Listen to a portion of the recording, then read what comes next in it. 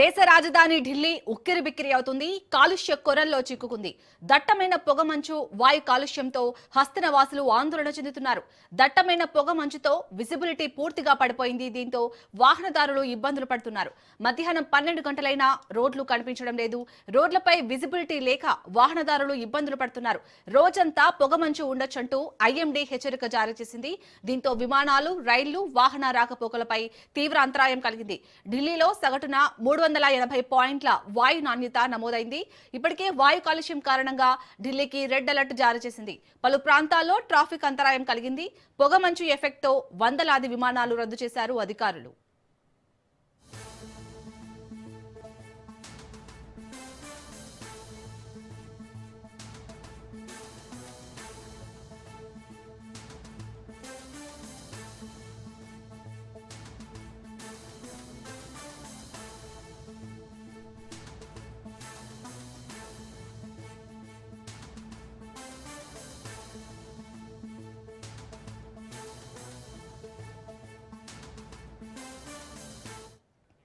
దేశ రాజధాని ఢిల్లీ ఉక్కిరిబిక్కిరి అవుతుంది. కాలుష్య కొరల్లో చిక్కుకుంది. దట్టమైన పొగమంచు వాయు కాలుష్యంతో హస్తనవాసులు ఆందోళన చెందుతున్నారు.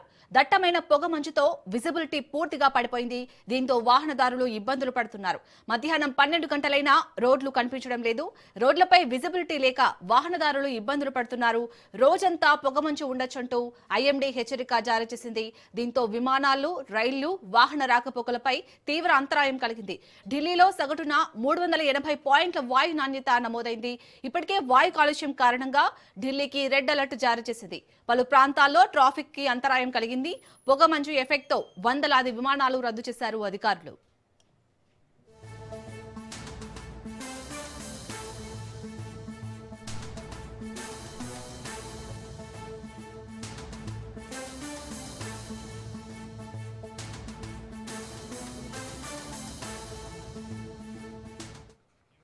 రైట్, ఢిల్లీలో గత కొద్ది రోజులుగా వాయు కాలుష్యం కారణంగా అక్కడ ప్రజలైతే తీవ్ర అవస్థలు పడుతున్నారు. సో అలాగే ఈ రోజైతే అక్కడ మొత్తం కూడా పొగమంచు ఉండొచ్చంటూ ఐఎండీ ఇప్పటికే హెచ్చరిక జారీ చేసినట్టుగా తెలుస్తోంది.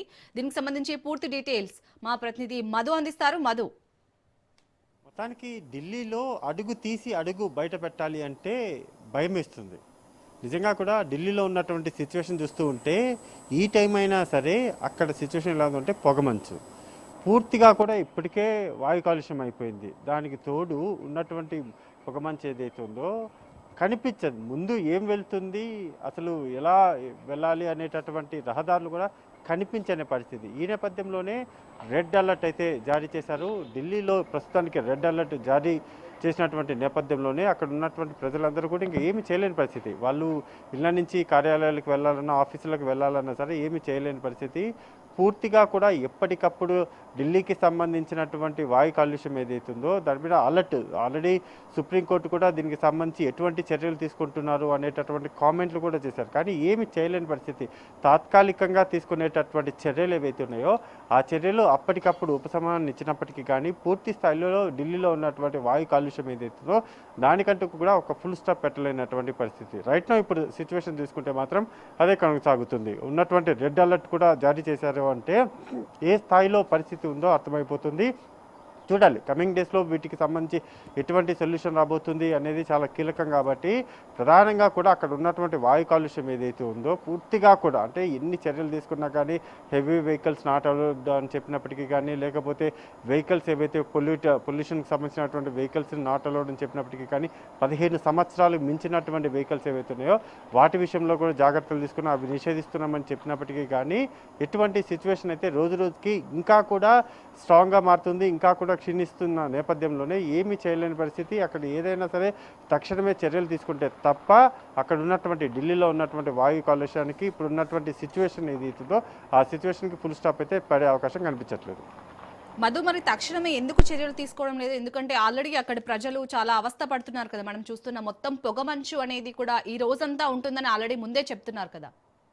అంటే ఢిల్లీకి సంబంధించినటువంటి వ్యవహారం ఏదైతే ఉందో అంటే భారతదేశానికి సంబంధించినటువంటి అనేకమైనటువంటి ప్రధాన నగరాలు ఏవైతే ఉన్నాయో అందులో ఢిల్లీ ఒకటి. సో ఢిల్లీలో ఏది ఉన్నా కానీ అంటే ప్రధానంగా ఏ చిన్న ఇన్సిడెంట్ జరిగినా సరే మొత్తం దేశవ్యాప్తంగా కావచ్చు, ఇంటర్నేషనల్ అంతర్జాతీయంగా కూడా చర్చనీయాంశంగా మారుతుంది. ఇప్పుడున్నటువంటి పరిస్థితి చూసుకుంటే మాత్రం ఢిల్లీలో శ్వాస తీసుకోవడానికి కూడా అక్కడ ఉన్నటువంటి ప్రజలు ఎవరైతే ఉన్నారో వాళ్ళు శ్వాస తీసుకోవడానికి కూడా తీవ్ర ఇబ్బందులు పడుతున్నారు అనేటటువంటి పరిస్థితి నెలకొని ఉంది. దానికి ఎగ్జాంపులే ఇప్పుడు రెడ్ అలర్ట్ జారీ చేయడం. రెడ్ అలర్ట్ జారీ చేసినప్పటికీ దానికి ఆ సిచ్యువేషన్ అంతటికీ కూడా ఎల్లోకి రావాలి, ఎల్లో నుంచి మళ్ళీ గ్రీన్కి రావాలి. ఇవన్నీ కావాలి అనుకుంటే ఇంకా కొన్ని సంవత్సరాల పాటు పట్టే అవకాశం ఉంది. ఏమాత్రం కూడా పూర్తిగా కూడా వాయు కాలుష్యం, గాలి పీల్చుకోలేనటువంటి సిచ్యువేషన్ అక్కడ నెలకొని ఉండడం, దానికి తోడు ముందు వెళ్తున్నటువంటి వెహికల్స్ కూడా ఏమాత్రం కూడా కనిపించకపోవడం, పొగమంచు కూడా నెలకొని ఉన్నటువంటి నేపథ్యంలోనే పరిస్థితి మాత్రం గందరగోళంగా, భయాందోళనంగా అయితే ఢిల్లీలో ఉంది.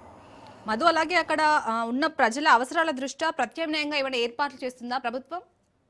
అంటే ఇది గాలికి సంబంధించినటువంటి వ్యవహారం. దీనికి ఎక్కడా కూడా ప్రత్యామ్నాయం చర్యలు అనేటివి ఎలాంటివి ఉండవు. జస్ట్ దీనికి ఎలా ఉంటుందంటే అక్కడ ఉన్నటువంటి మున్సిపల్ శాఖ కావచ్చు, అదేవిధంగా వాతావరణ శాఖ సంబంధించినటువంటి వాళ్ళు ఎప్పటికప్పుడు ఎటువంటి చర్యలు తీసుకోవాలనే దాని మీద సూచనలు ఇస్తూ ఉంటారు. అండ్ మరో పిలిచేటటువంటి గాలి ఏదైతే ఉందో ఆ గాలిలో ఉన్నటువంటి నాణ్యత అనేది మోస్ట్ ఇంపార్టెంట్. ఆ నాణ్యత అనేది క్షీణించిపోయింది. దానికి తోడు పొగమంచు అనేది కూడా దట్టంగా అలుమనిస్తుంది. కాబట్టి ఏమాత్రం కూడా అక్కడ ప్రజలు నివాసం ఉండడానికి అంత కరెక్ట్ అయినటువంటి ప్లేస్ ఢిల్లీ అనేది మాత్రం కానే కాదు అనేది ఇప్పుడు ఉన్నటువంటి సిచ్యువేషన్ బట్టి అర్థమైపోతుంది. Right, thank you Madhu.